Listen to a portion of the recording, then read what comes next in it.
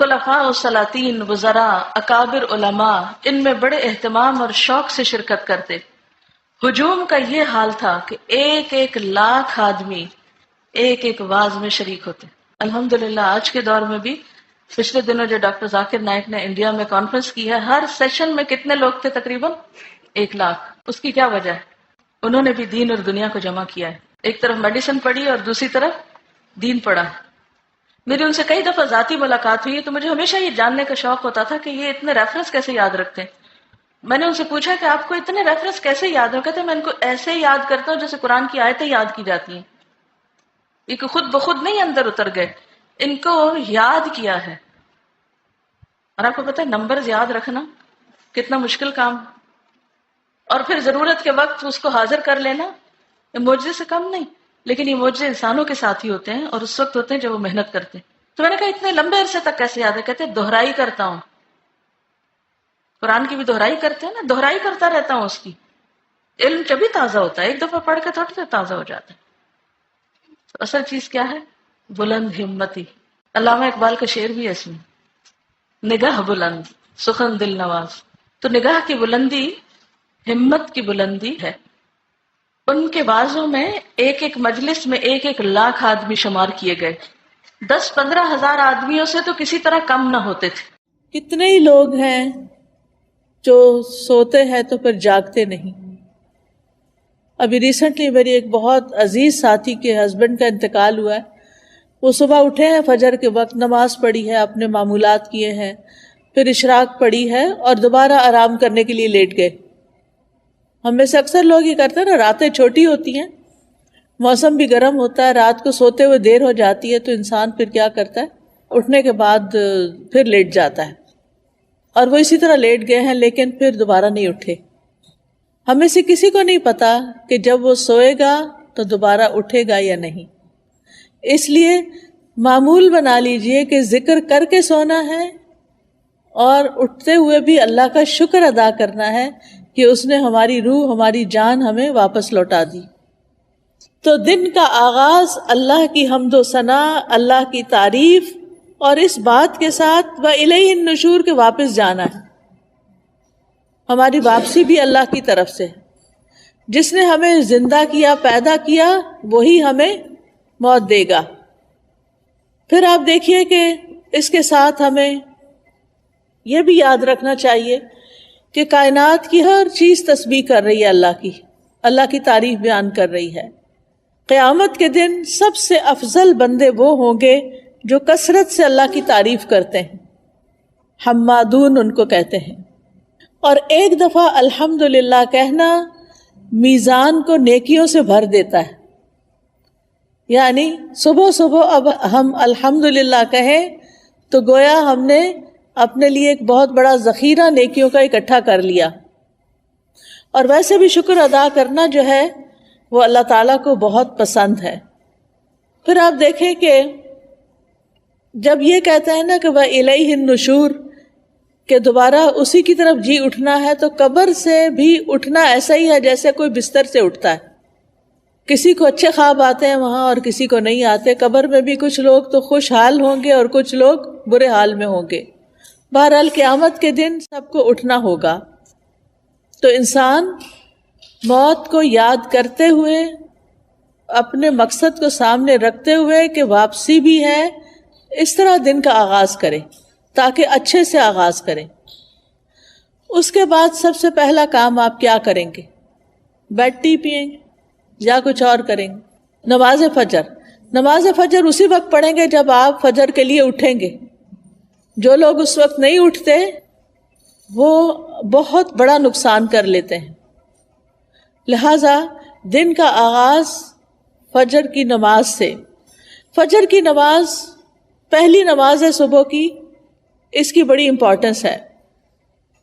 اللہ تعالیٰ نے بندوں پر 5 نمازیں فرض کی ہیں، اور رسول اللہ صلی اللہ علیہ وسلم نے فرمایا جس نے انہیں ادا کیا اور ان کا حق ہلکا سمجھتے ہوئے ان میں سے کچھ ضائع نہ کیا تو اللہ تعالیٰ کا اس کے لیے قیامت کے دن یہ عہد ہے کہ اس کو جنت میں داخل فرمائے، اور جس نے ان کو ادا کیا مگر ان کا حق ہلکا سمجھتے ہوئے، معمولی چیز سمجھتے ہوئے نماز کو، ان میں سے کچھ ضائع کر دیا تو اللہ کا کوئی وعدہ نہیں، چاہے تو عذاب دے چاہے تو معاف کر دے۔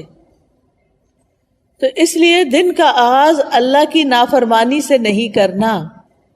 کس سے کرنا ہے؟ فرما برداری سے۔ اور فرما برداری میں پہلی فرما برداری نماز۔ پہلا سوال قیامت کے دن نماز کا ہوگا۔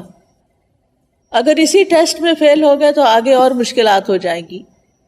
اللہ سبحانہ وتعالی دن میں 2 بار فرشتوں سے بندوں کی نماز کے بارے میں خبر لیتے ہیں، ایک فجر اور ایک عصر۔ وہ پوچھتے ہیں جب تم گئے تھے ان کے پاس تو کیا کر رہے تھے؟ فرشتے بتاتے ہیں وہ نماز پڑھ رہے تھے۔ جب تم نکلے تو کیا کر رہے تھے؟ کیونکہ عصر اور فجر میں شفٹ چینج ہوتی ہے فرشتوں کی۔ عصر کے وقت رات کے فرشتے آ جاتے ہیں ڈیوٹی پر، اور فجر کے وقت دن کے فرشتے آ جاتے ہیں۔ تو وہ بتاتے ہیں کہ ہم نے انہیں اس حال میں چھوڑا کہ وہ نماز پڑھ رہے تھے، اور اس حال میں ان کے پاس پہنچے کہ وہ نماز پڑھ رہے تھے۔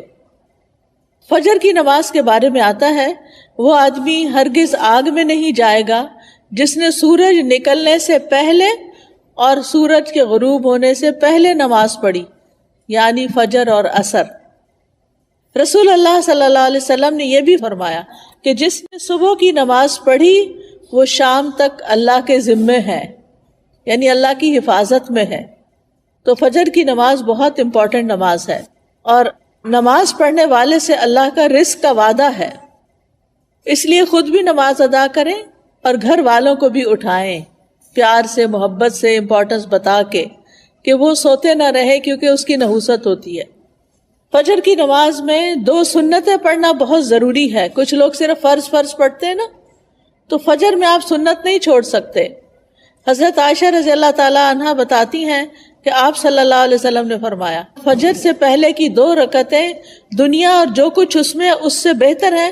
نبی صلی اللہ علیہ وسلم نے ان 2 رکعتوں کو دنیا کی ہر چیز سے قیمتی قرار دیا۔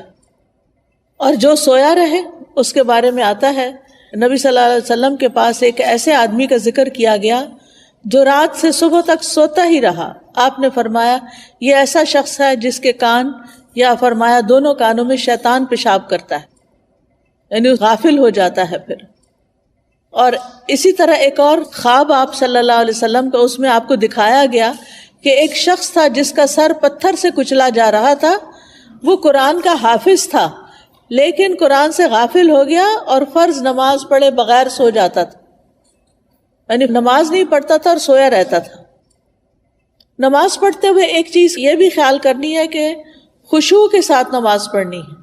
خشوع کا مطلب رونا نہیں ہوتا بلکہ دل کا متوجہ ہونا ہوتا ہے، یعنی شعور کے ساتھ رب سے مناجات کریں، اطمینان اور خشوع سے سجدہ کریں، یعنی پورے سکون کے ساتھ، کیونکہ ایک سجدے کی وجہ سے اللہ تعالیٰ ایک درجہ بڑھا دیتے ہیں اور ایک گناہ مٹ جاتا ہے۔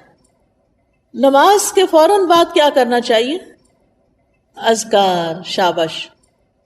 نماز کے بعد اگر کوئی مصلی پر بیٹھا رہے تو جب تک اس کا وضو نہیں ٹوٹتا فرشتہ اس کے لیے دعا کرتا ہے، اللہم اغفر لہ، اللہم ارحمہ، اے اللہ اس کی بخشش فرما دے، اے اللہ اس پہ رحم فرما۔ یعنی آپ مصلی پہ بیٹھے ذکر کر رہے ہیں، تسبیحات پڑھ رہے ہیں، دعائیں کر رہے ہیں، اور فرشتہ آپ کے لیے دعائیں کرنا شروع ہو گیا ہے۔ تو ہم میں سے ہر ایک کو فرشتوں کی دعائیں لینی چاہیے۔ اسی طرح ہر نماز کے بعد 33 بار سبحان اللہ، 33 بار الحمدللہ اور 34 بار اللہ اکبر پڑھنا چاہیے، اور آخر میں لا الہ الا اللہ وحدہ لا شریک لہ لہ الملک ولہ الحمد وہو علی کل شیء قدیر پڑھا جائے تو جو ایسا کرے گا اس کے سارے گناہ معاف کر دیے جائیں گے۔ ٹھیک ہے، چاہے وہ سمندر کی جھاگ کے برابر ہو۔ کتنی بڑی بات ہے نا یہ، اس لیے اس کا اہتمام کیا رکھنا ہے۔ اگر کسی وجہ سے آپ مصروف ہیں، 33 بار نہیں پڑھ سکتے تو 10 بار بھی پڑھ سکتے ہیں۔ ٹھیک ہے، پھر یہ کہ انگلیوں پر تسبیح کریں، کیونکہ انگلیاں قیامت کے دن کیا کریں گی؟ گواہی دیں گی۔ ہر فرض نماز کے بعد آیت الکرسی ضرور پڑھیں۔ اس کا فائدہ کیا ہے؟ جی، ایسے شخص کو موت کے علاوہ کوئی چیز جنت میں لے جانے سے نہیں روک سکتی، اتنا بڑا اجر و ثواب۔ میں یہ ساری باتیں اس لیے کر رہی ہوں کہ آپ اپنا جائزہ لیں. اگر کوئی چیز چھوٹ گئی ہے، بھول گئی ہے، پتہ ہے لیکن کرتے نہیں، تو کرنا شروع کر دیں. وہ دن جس میں یہ باتیں کریں گے آپ، اس کی نسبت بہت زیادہ اجر و ثواب والا ہوگا جس میں آپ یہ نہیں کریں گے. دنیا کے کام کبھی ختم نہیں ہو سکتے، لیکن ہمیں کیا کرنا چاہیے؟ اپنے اذکار، اپنی عبادات کو بھولنا نہیں. اسی طرح ہم میں سے اکثر لوگ کہتے ہیں مجھے نظر لگ گئی، وہ فلانے نے جادو کر دیا، وہ گھر میں یہ شر ہو گیا. تو اس کا حل بتایا گیا ہے کہ ہر نماز کے بعد قل هو اللہ ایک دفعہ، قل اعوذ برب الفلق ایک دفعہ، اور قل اعوذ برب الناس ایک دفعہ پڑھیں. یہ نماز کے بعد پڑھنی چاہیے. اچھا، اب آپ دیکھیے کہ بعض لوگ بیمار ہوتے ہیں، کوئی ایسی تکلیف ہوتی ہے ان کو سمجھ نہیں آتی، وہ پڑھ کے اپنے ہتھیلی پہ پھونک مار کے اپنے سر سے منہ اور پورے جسم پر اپنا ہاتھ پھیر لیا کریں. اس سے انشاءاللہ ان کا شر بھی دور ہو جائے گا، ان کی بیماری بھی ختم ہوگی. نماز کے بعد کیا کرنا چاہیے؟ صبح شام کے اذکار، پروٹیکشن کی دعائیں. آپ میں سے کس کس کے پاس ایاک نستعین کتاب ہے؟ الحمدللہ کافی لوگوں کے پاس ہے. جس کے پاس نہیں، اگر آج آئی بھی ہے تو ضرور لے لیں. اور انگلش میں بھی ہے، اس میں ٹرانسلیٹریشن کی ہوئی ہے. اگر عربی نہیں پڑھ سکتے بچے تو ان کو انگلش میں پڑھنی آ جائے تو وہ بچوں کو ضرور ساتھ ساتھ سکھائیں. ہر ماں خود اپنے پڑھنے کے ساتھ اپنے بچوں کو بھی سکھائے. تو اگر زبانی یاد نہیں تو دیکھ کے پڑھ لیجئے.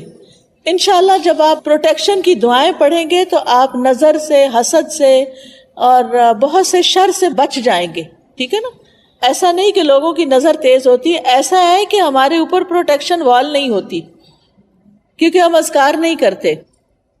اور پھر آپ دیکھیے کہ اگر کوئی شخص آپ میں سے جیسے بزرگ خواتین ہیں جن پہ بچوں کی، چھوٹے بچوں کی ذمہ داری نہیں یا گھر کے بہت سارے کام کاج نہیں، تو وہ فجر کی نماز سے سورج طلوع ہونے تک بیٹھے رہے مصلی پر. کیونکہ رسول اللہ صلی اللہ علیہ وسلم نے فرمایا جو شخص صبح کی نماز جماعت کے ساتھ ادا کرے پھر بیٹھا اللہ کا ذکر کرتا رہے یہاں تک کہ سورج نکل آئے، پھر 2 رکعتیں پڑھے اشراق کی، یعنی اس کے لیے ایک حج اور عمرے کا ثواب ہے. کوئی معمولی ہے؟ خلفاء و سلاطین، وزراء، اکابر علماء ان میں بڑے اہتمام اور شوق سے شرکت کرتے. ہجوم کا یہ حال تھا کہ 1 لاکھ آدمی ایک واز میں شریک ہوتے. الحمدللہ آج کے دور میں بھی، پچھلے دنوں جو ڈاکٹر ذاکر نائک نے انڈیا میں کانفرنس کی ہے، ہر سیشن میں کتنے لوگ تھے؟ تقریباً 1 لاکھ. اس کی کیا وجہ ہے؟ انہوں نے بھی دین اور دنیا کو جمع کیا ہے. ایک طرف میڈیسن پڑھی اور دوسری طرف دین پڑھا. میری ان سے کئی دفعہ ذاتی ملاقات ہوئی تو مجھے ہمیشہ یہ جاننے کا شوق ہوتا تھا کہ یہ اتنے ریفرنس کیسے یاد رکھتے ہیں. میں نے ان سے پوچھا کہ آپ کو اتنے ریفرنس کیسے یاد ہو؟ کہتے ہیں میں ان کو ایسے یاد کرتا ہوں جیسے قرآن کی آیتیں یاد کی جاتی ہیں. یہ خود بخود نہیں اندر اتر گئے، ان کو یاد کیا ہے. اور آپ کو پتہ ہے نمبرز یاد رکھنا کتنا مشکل کام، اور پھر ضرورت کے وقت اس کو حاضر کر لینا، یہ معجزے سے کم نہیں.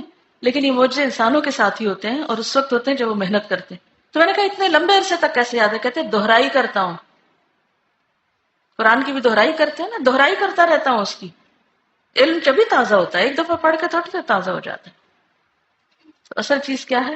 بلند ہمتی. علامہ اقبال کا شعر بھی ہے اس میں، نگاہ بلند سخن دل نواز. تو نگاہ کی بلندی ہمت کی بلندی ہے. ان کے بازوں میں ایک مجلس میں 1 لاکھ آدمی شمار کیے گئے. 10-15 ہزار آدمیوں سے تو کسی طرح کم نہ ہوتے تھے.